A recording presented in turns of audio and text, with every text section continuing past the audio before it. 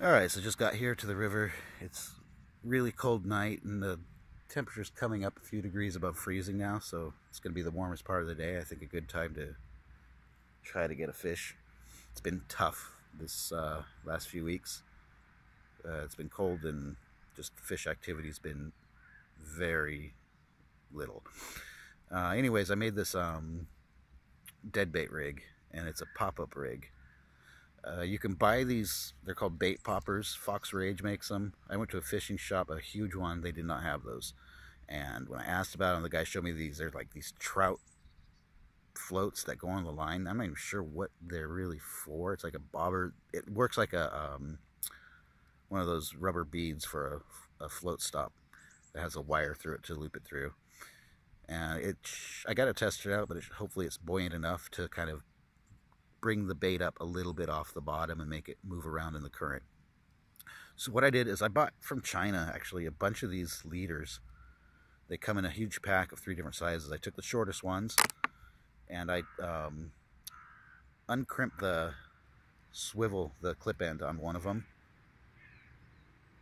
and looped it through the swivel and put a treble on that, and then the same thing at the bottom. I took that clamp off and just threaded through the loop and around the treble. And then for this popper, I just put a piece of braid through it and tied it onto the bottom hook. So the idea is, I'm going to show you now actually how I bait it. I've got a roach I caught yesterday. It's covered in fish food, but that's okay. So it's about perfect size for this. So I'm going to go ahead and put one barb through the side here by the head.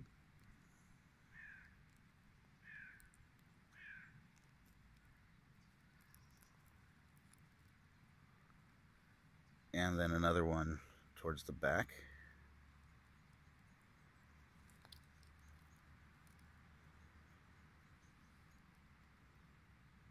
I'm using pretty big trebles. You can go a little bit smaller, but I don't think this is going to hurt. And with roach, sometimes you got to kind of scrape the scales out of a spot to get the hook in. And there we have it. So the idea is it's actually going to sit in the water, and this float's going to kind of pop it up a bit. Now, these hooks can come off fairly easy, especially right now. There's a lot of leaves and debris in the water to get snagged on when I'm reeling it in or casting out. So some people will buy this like bait elastic. What I use are these little rubber bands. You buy them in a huge pack. They're made for my hair. I use them for my beard. It's like $1.50 for, I don't know, maybe like 100 of them.